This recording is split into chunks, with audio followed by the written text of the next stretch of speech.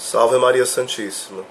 Hoje em dia muito se fala de intolerância religiosa, preconceito, e o cristianismo é o que mais sofre o preconceito, a perseguição religiosa e essa intolerância religiosa. E o cristianismo é acusado daquilo que fazem a ele. Ou seja, dizem que o cristianismo é intolerante, é preconceituoso, mas é o contrário. Muito ao contrário mesmo. Ao contrário mesmo. Todas as seitas geralmente se unem para combater o catolicismo. Você escuta adventista falando mal do catolicismo, interpreta até o Apocalipse, né? Como sendo várias passagens referidas ao catolicismo. Nós vemos o Testemunho de Jeová que tantas vezes, nas suas revistas sentinelas, nos seus livrinhos que eles dão de graça, com que interesse? É só de evangelizar? Não. Vários e vários livros que eu já recebi do Testemunho de Jeová, inúmeros, é para falar mal das imagens, para falar mal do Papa, para falar mal da Idade Média, para falar mal de São Tomás de Aquino, para falar mal do Purgatório, para falar mal da Igreja Católica como um todo. E chegam de mansinho, na calma, tranquilos. Porque é assim que se engana as pessoas. Não estou dizendo que todos que estão nas seitas estão cientes dos seus erros. Muitos acham que estão defendendo a verdade. E começam a cada um a criar o seu mundinho. E os homens começam a fundar igrejas. E Jesus não deu autoridade nenhuma para que homem algum fundasse igrejas. Aí começa a se criar profecias mentirosas, marcar o dia que Jesus vai voltar, aí marca um dia, não vem, marca outro, e marca outro, e passam vergonha e procuram explicações mirabolantes acerca do final dos tempos. Por exemplo, de dizer que Jesus, ele, no caso, subiu ao céu em 1914, 1915, não lembro bem direito qual ano, e foi naquele dia que ele foi entronizado. Na verdade não subiu, foi entronizado naquele dia. Ou seja, começam a misturar a eternidade, tempo e bagunçar tudo para defender uma profecia mentirosa que não se cumpriu. Começam a blasfemar contra o Papa, começam a blasfemar contra a Igreja Católica, contra a Virgem Maria, ou no caso aqui os TJs, né? Testemunho de Jeová. A dizer que Jesus não é Deus como o Pai é, aí pega versículos isolados, com a tradução mal feita, interpreta os 144 mil ao pé da letra, são os que vão reinar com Cristo, os outros vão ressuscitar, e aqueles que vão para o inferno, no caso, ficarão no aniquilamento, não ressuscitarão, ficarão só no esquecimento, no aniquilamento, não terão corpo ressuscitado. Aí negam a existência do inferno porque não sabem explicar alguma coisa, então é preferível negar, e procuram textos isolados e descontextualizados para falar acerca disso. Não crer que Jesus é Deus, como já falei, não crer na Santíssima Trindade, no Pai, no Filho e no Espírito Santo como o único Deus. Proíbe a questão da doação de sangue, né? Pelo menos era proibido, não sei se hoje mudou, creio que não.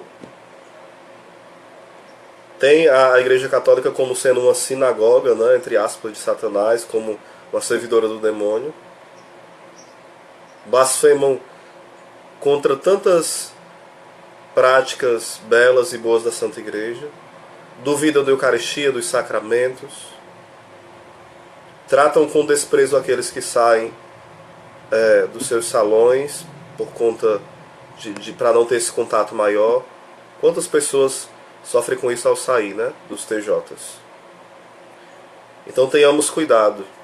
Tem um livro que eu ganhei de presente, é O Poder Oculto, por trás do Testemunho de Jeová. Tá bem difícil de encontrá-lo, mas em sebo talvez você encontre algum desses. Então vamos ter cuidado. Não é só um sorriso no rosto, um bom dia bem dado que deve nos convencer, não. Cristo fundou somente uma igreja, não foi as igrejas. São Paulo entendeu muito bem isso quando ele cai no caminho de Damasco. Saulo, Saulo, por que me persegues? Saulo foi entendendo depois que perseguir a igreja é perseguir a Cristo. Depois ele faz alusão em 1 Coríntios 12, o 13, o 14 e o 15, abordando essa parte dos ministérios, dos dons e do corpo de Cristo. Antes o corpo era entendido no Império Romano como a cidade de Roma. E São Paulo mostra, não, o verdadeiro corpo não é a cidade de Roma, é o corpo de Cristo, é a igreja. E você poderia me dizer, mas qual igreja é? Qual o nome? Tem na Bíblia? O que garante que a igreja católica é a igreja de Cristo? Tem o nome? Essa pergunta não é inteligente, se tem só o nome. São os fundamentos. Por exemplo, é sobre Pedro. 190 vezes na Bíblia coloca-se o nome de Pedro por primeiro. Como aquele que tem autoridade, como aquele que toma a palavra. Claro que Jesus está acima de Pedro de qualquer coisa, porque ele é Deus, né? Mas 190 vezes está ali o nome de Pedro à frente. Ele é citado 190 vezes no Novo Testamento. Prefigurado algumas vezes no Antigo Testamento. Em especial no livro de Isaías. Nós podemos ver também a sucessão apostólica. Se você pegar o bispo da sua cidade, da sua arquidiocese, e for contando os antecessores, vai chegar em um dos apóstolos. Da mesma forma os papas, vai chegar lá em Pedro. A sucessão apostólica. Isso você vai encontrar na Igreja Católica Apostólica Romana e na Igreja Ortodoxa, né? Mas você não vai encontrar nessas outras. Porque eles romperam com a sucessão apostólica. Então as seitas se unem nesse fim comum que é difamar a Igreja Católica. E se colocam como vítimas. Ah, porque tal padre bebe, tal padre pecou, escandalizou, não ensina a verdade, tal pregador fez isso. E começam a condenar a igreja por conta dos erros dos filhos da igreja. O meu erro, ele não faz com que a igreja seja menos santa no sentido de dizer que a igreja vai ser pecadora porque eu pequei, não. Há uma grande confusão nisso. Peço perdão. Ah, eu sou igreja, então a igreja é santa e pecador. Então eu sou santo e pecador, a igreja logo é santo e pecador. É um raciocínio linear, horizontal. Não é assim que nós pensamos. Essas deduções lógicas não são nada lógicas. Por isso que acontece muita bobagem. E cada pessoa funda uma igreja na garagem, no quintal, aonde quer. E começa a enganar todo mundo. Às vezes por malícia, às vezes por ingenuidade mesmo. Quando eu peco, eu não peco enquanto igreja, eu estou eu estou me afastando da igreja, o corpo místico de Cristo. A igreja é santa e imaculada, irrepreensível, sem ruga, sem mancha. Foi para isso que Cristo derramou seu sangue na cruz. Para que a igreja fosse imaculada, santa, sem ruga. Embora haja tantos pecados dos filhos da igreja. Então, quando eu peco deixando que o homem velho reine em mim. Eu não estou pecando sendo igreja. Não é a igreja que peca. Por mais que tenha músicas até de católicos assim, né? De bons católicos. Sou santo e pecador e minha igreja também é, porém não troco minha fé por outra fé. São erros, equívocos teológicos. Então vamos ter esse cuidado, né?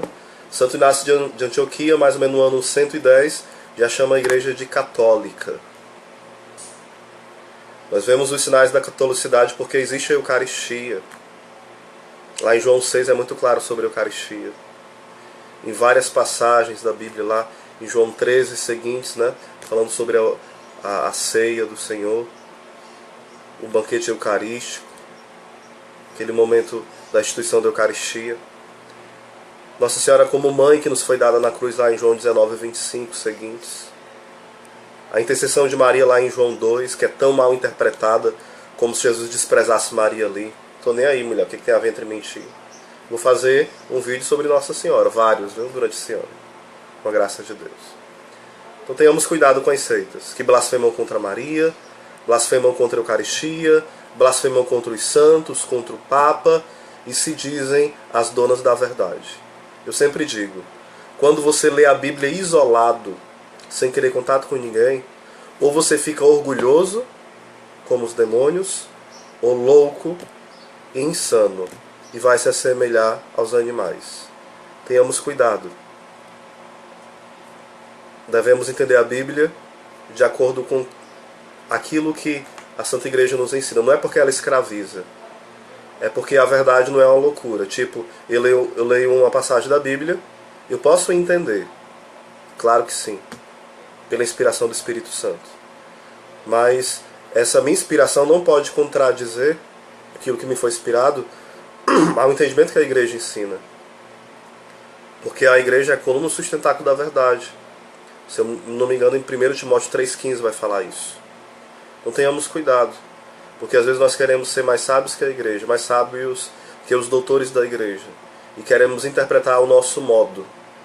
A teologia da libertação veio trazer um grande mal para a igreja, porque vai interpretando de forma política e social a Bíblia. Tudo é o oprimido, o pobre, o opressor, o escravo. Tudo é voltado para o social e o político. Isso é perigoso demais. Uma espiritualidade socialista, comunista, se é que se pode dizer que existe isso, né? Tenhamos cuidado com as seitas e com esses pensamentos heréticos dentro da Santa Igreja, que não são da Santa Igreja. Lembro aqui da história de um pastor que escreveu vários volumes sobre a história dos papas, para difamar os papas e a igreja. E após terminar esses livros, ele chegou à conclusão que a igreja era a igreja de Cristo. Porque apesar de tantos escândalos, tantas quedas, tantos homens pecadores, como os papas, ela continuava firme e de pé. Como fala em Mateus 16, que as portas do inferno não prevalecerão contra ela. Mostra aí a igreja em ordem de batalha, que avança contra o inferno. Esse não prevalecerão quer dizer que as portas do inferno não vão resistir à ação de Deus, ao machado da igreja. Não é a igreja apenas na defensiva, é a igreja que vai ao ataque contra o reino das trevas. Não é uma igreja covarde, medrosa, mas é a igreja peregrina, mas que caminha rumo ao céu e vai destronando os planos do mal. Amém.